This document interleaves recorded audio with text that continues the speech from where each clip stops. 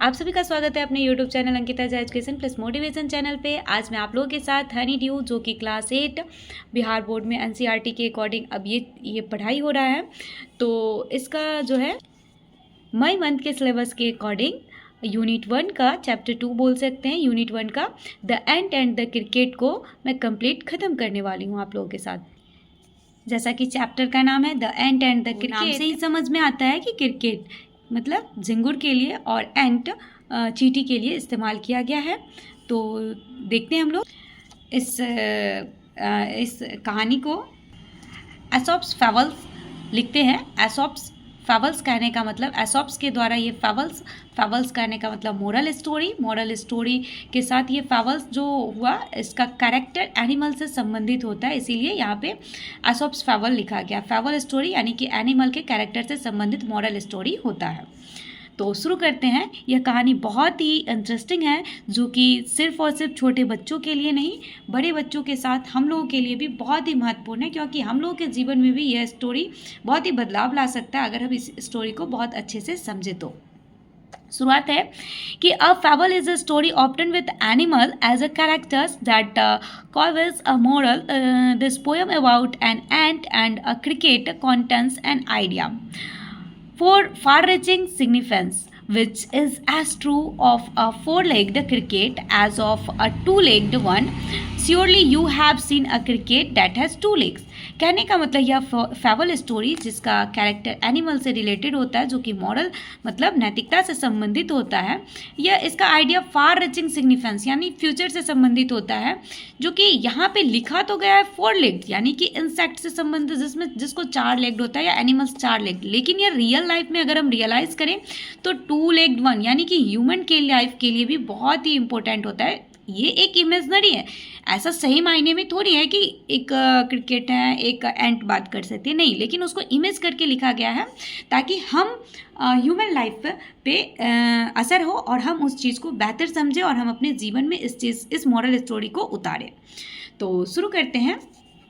A silly young cricket, accustomed to sing through the warm sunny months to gay summer and spring, began to complain when he found that at home his cupboard was empty and winter was come. एक सिली young cricket थी यानी कि मूर्ख झिंगुर जो कि young थी, वह क्या करती थी कि एक समर के समय में बहुत ही खुश होके मस्त मगन होके गाना गाते रहती थी। लेकिन एक दिन ऐसा हुआ कि यहाँ पे कवर्ड लिखा गया, लेकिन इसको अगर समझिए तो अलमारी और नहीं तो समझिए उसका घर जब खाली हो गया और समय आ गया विंटर का, विंटर यानी कि ठंडे का।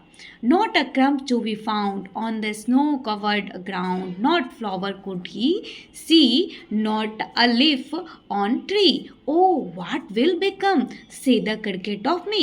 अब इसको हो गया चिंता कि जैसे ही अपने अलमारी में अपने घर में देखा कि एक टुकड़ा भी खाने को नहीं है और समय आ गया विंटर का, पूरा स्नोई हो गया और ना ही फ्लावर ना ही लीफ कुछ भी दिख नहीं रहा है। Oh what will become. अब क्रिकेट कहता है कि अच्छा अब मैं क्या करूं ऐसे समय में। इस समय को अगर आप रियलाइज करिए तो अपने उस समय को याद कीजिए जब आप अपने आप से आलस करते हैं और समय ऐसा आ जाता है जब आपको उस चीज़ की ज़रूरत होती है।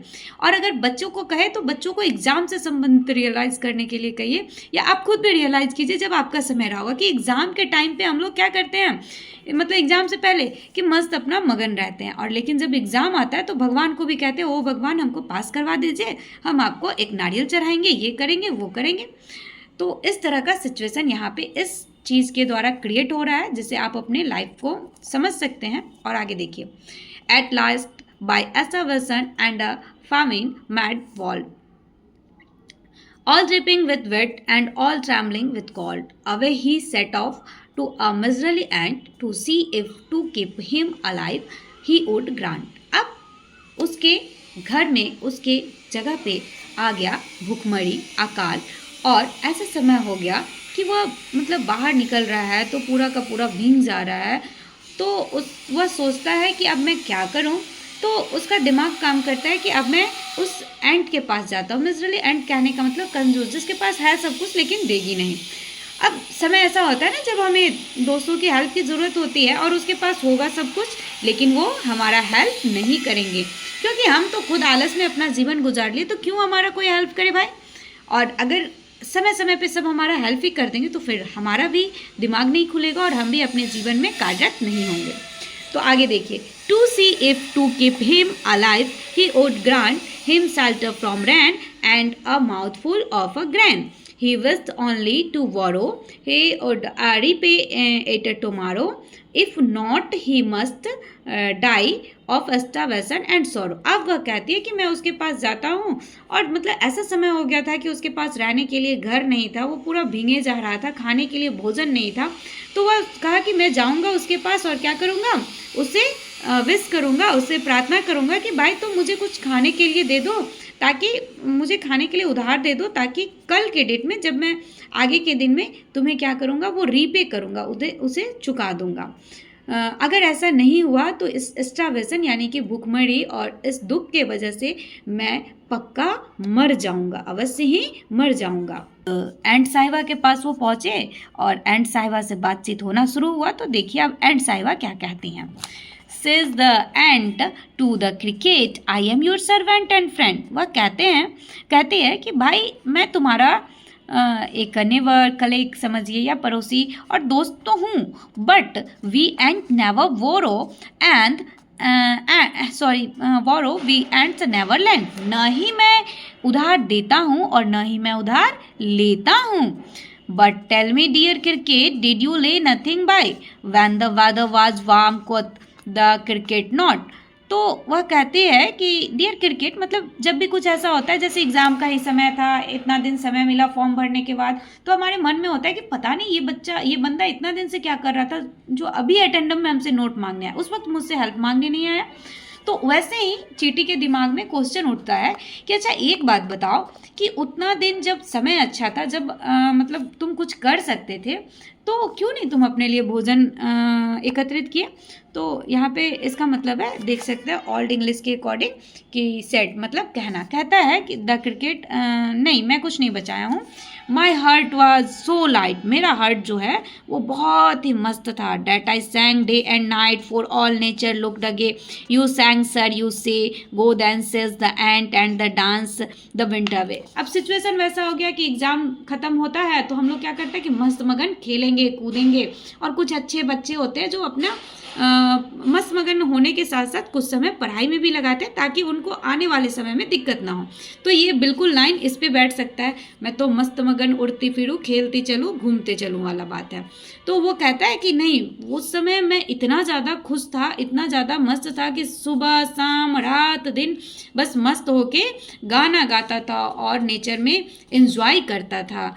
तो आगे चींटी कहती है, अब जो हेल्पिंग वाला होगा नहीं वो तो सीधा धक्का मार के भगा देगा कि जाओ जाओ, मस्त घूम रहे थे, पार्टी एंजॉय कर रहे थे, भोजन कर रहे थे, शादी देख रहे थे, तो जाओ तुम वहीं देखो।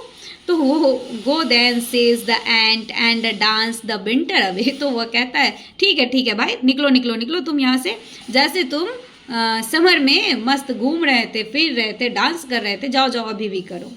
अब पोइट के द्वारा लिखा गया है, thus ending he hastily lifted the wicket, मतलब हैस्टली कहने का मतलब स्पीडली उसे धक्का मार के भगा देता है। And out of the door turn the poor little cricket, folk calls this fable, मतलब उसे धक्के मार के वह लिटिल क्रिकेट को, यंग क्रिकेट को भगा देती है।